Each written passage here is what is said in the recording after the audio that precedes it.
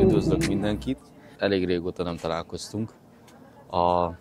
Elvileg most ez a videó, nem is tudom, hogy hova készül, vagy a napi kínaira, vagy az én saját csatornámra, de az a lényeg, hogy jó régóta nem találkoztunk, és hát időközben sok minden történt. Pekingből elköltöztem, Jiangsu tartomány vagyok most, és a Jiangsu tartományról azt kell tudni, hogy a tartománynak a fővárosa Nanjing, lehet, hogy nem hallottatok még róla, de hogy rákerestek, akkor egy csomó infót találtok róla, de nem Nanjing városában vagyok, hanem Wuxi városában vagyok, ami a tartománynak a harmadik legnagyobb városa. Helyi méretekkel mérve viszonylag kisvárosnak számít, csak 7 milliós lakossal rendelkezik, és éppen úton vagyok Sanghai felé vonattal, és azon gondolkoztam valamelyik nap, hogy mi lenne, hogy olyan videót csinálnék, ami így összekötném a vlogot, meg a kínai nyelvtanulást, szóval, hogy mai videóban igyekszem a Sanghai utam során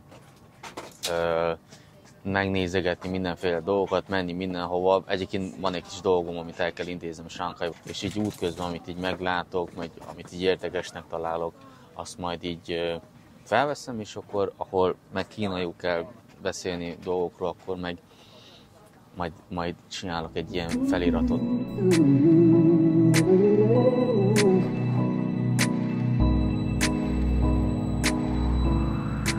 Kezdjük az első szóval, a huoche, ami azt jelenti kínaiul, tehát a két karakterből áll, van a hua, az tulajdonképpen tüzet jelent, és a chö az tulajdonképpen autót jelent, vagy kocsit jelent, tehát egy tüzes autó. Szó szerint kéne lefordítani, akkor tüzes autó, de amúgy vonatot jelent, és akkor huoche zhan, vagyis vasútállomás.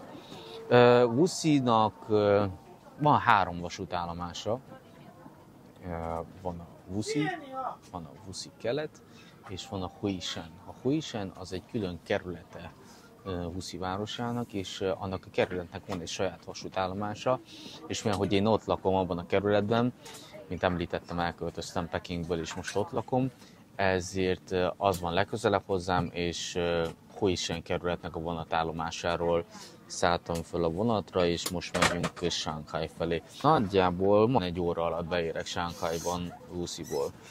És távolság az körülbelül 130-150 km, úgyhogy elég gyors. Vonatfelszálláskor, tehát amikor leültem, akkor ide kalauz. Egyébként nem szoktak zaklatni a kínai vonatokon a kalauzok, mert itt ugyebár úgy van, hogy megveszed a jegyedet előre, a mobilon keresztül általában van egy ilyen, tehát általában mindenki ott veszi, meg van egy ilyen app, ahol ezt meg lehet venni, és helyre szól a jegyed, és amikor felszállsz, akkor jön egy kalauz, és neki van egy ilyen kis kézi, mobilszerű készüléke, azon végig csekkolja azt, hogy ki hol ül.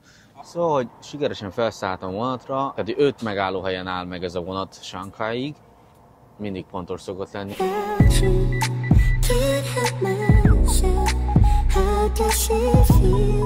Van a hagyományos vonat, meg van a magas sebességű vonat itt Kínában, és a magas sebességű vonatokat úgy hívják, hogy Gaotie. A Gao az a magasat jelenti, és a Tie az pedig a vasat jelenti tulajdonképpen. A magas sebességű vasútnak a rövidítése igazából. A teljes neve valami olyasmi lenne, hogy Gaosu Tielu, vagy valami ilyesmi, de igazából így rövidítik, és így ismerik a hétköznapi nyelvben, úgyhogy Gaotie.